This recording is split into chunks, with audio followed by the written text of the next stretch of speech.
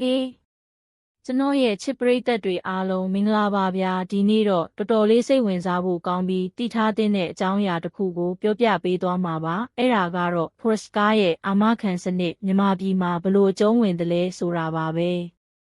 Porsche ဆိုတာနာမည်ကြားတာနဲ့ဇိမ်ခံကအမြန်နှုန်းအစမ်းသစ်မှုဆိုတာတွေကိုတွဲမြင်ကြမှာပါဒါပေမဲ့သိန်းရာချီသိန်းထောင်ချီပေးဝယ်ထားတဲ့ဒီလိုကားမျိုးကိုပိုင်ဆိုင်ပြီးပြီဆိုရင်အာမခံဆိုတဲ့စကားလုံးကပိုလို့တောင်အရေးကြီးလာပါတယ်။ဘာလို့လဲဆိုတော့ကားတစ်စီးဝယ်တာကယင်းနှိမ့်ညွန့်နှံမှုတစ်ခုဖြစ်လို့ပါပဲ။ပထမဆုံးအနေနဲ့ Porsche ကားအသစ်တစ်စီးဝယ်ရင်ဘလို့အာမခံမျိုးရမလဲဆိုတာကြည့်ရအောင်ကမ္ဘာတဝန်းလုံးမှာလိုပဲမြန်မာပြည်မှာလည်း Porsche ကားအသစ်တိုင်းကိုစက်ရုံထုတ်အာမခံ New Car Warranty 3 နှစ်သို့မဟုတ်ကီလိုမီတာအကန့်အသတ်မရှိပေးထားပါတယ်ဒီအာမခံကကားရဲ့အစိတ်ပိုင်းတွေမှာပစ္စည်းချို့ယွင်းမှုသို့မဟုတ်ထုတ်လုပ်မှုချို့ယွင်းမှုကြောင့်ပျက်စီးတာတွေကိုအကျုံးဝင်ပါတယ်ဥပမာ engine gear box လျှပ်စစ်စနစ်တွေလိုမျိုးပေါ့ဒါကတကယ်ကိုစိတ်အေးရမယ့်ကိစ္စပါ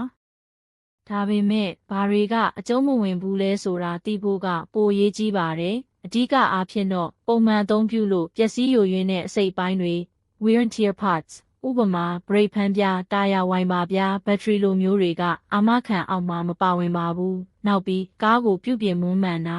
unauthorized modifications မတော်တဆထိခိုက်မှုတွေ accidents သတ်မှတ်ထားတဲ့ဝန်ဆောင်မှုတွေကိုအချိန်မီမလုပ်တာ lack of scheduled maintenanceအရေးအသွေးမပြည့်မီတဲ့လောင်စာဆီဒါမှမဟုတ်ချောစီသုံးတာတွေကလည်းအာမခံပြက်ပြဲစီနိုင်ပါတယ်ဒါကြောင့် Porsche ဝန်ဆောင်မှုစင်တာမှာပုံမှန်စစ်ဆေးပြုပြင်တာကအာမခံအတွက်အသက်ပါပဲကဲဒီနေရာမှာ surprising fact တစ်ခုပြောပြချင်ပါတယ်မြန်မာပြည်မှာ Porsche ရဲ့ Porsche approved warranty ဆိုတဲ့အစီအစဉ်ရှိပါတယ်ဒါကဘာလဲဆိုတော့ Porsche authorized dealer ကနေစစ်ဆေးပြီးအရေးအသွေးပြည့်မီတယ်လို့အတိအမှတ်ပြုထားတဲ့ second hand Porsche ကားတွေအတွက်ကိုပါအာမခံပေးတာပါတကယ်ကိုမထင်မှတ်ထားတဲ့အစီအစဉ်တစ်ခုမဟုတ်လားဒီအာမခံကအသစ်ဝယ်ထားတဲ့ကားတွေရဲ့အာမခံနဲ့အတူတူနီးပါးပါပဲဒါဟာ second hand Porsche ဝယ်ယူသူတွေအတွက်အကြီးမားဆုံးစိတ်အေးချမ်းမှုကိုပေးနိုင်မှာပါ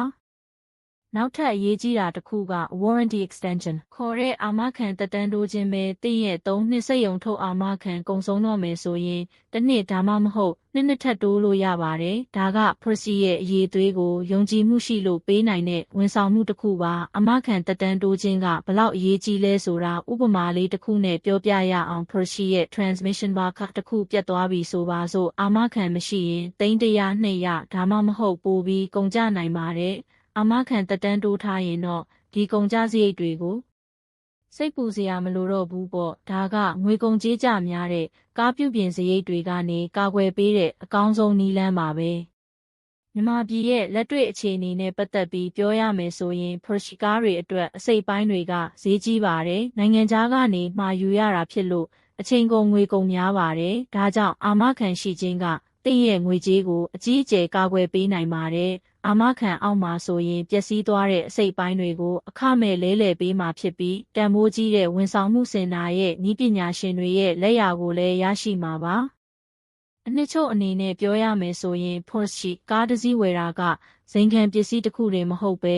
အနာဂတ်အတွက်ရင်းနှီးမြှုပ်နှံမှုတစ်ခုပါဒီရင်းနှီးမြှုပ်နှံမှုကိုအကောင်းဆုံးကာကွယ်ဖို့ဆိုရင် Porsche ရဲ့အာမခံစနစ်ကိုနားလည်ထားဖို့ပုံမှန်ဝန်ဆောင်မှုတွေကိုစနစ်တကျလှုပ်ဆောင်ဖို့ပြီးတော့လိုအပ်ရင်အာမခံသက်တမ်းတိုးဖို့ကမဖြစ်မနေလိုအပ်ပါတယ်မသိရင်မတက်နိုင်ဘူးဆိုတဲ့အတိုင်းပါပဲဒီဗီဒီယိုလေးကနေ Porsche ပိုင်ရှင်တွေအတွက်အသုံးဝင်တဲ့ဗဟုသုတတွေရသွားလိမ့်မယ်လို့ယုံကြည်ပါတယ်တင့်ရဲ့ Porsche ကိုစိတ်ချလက်ချ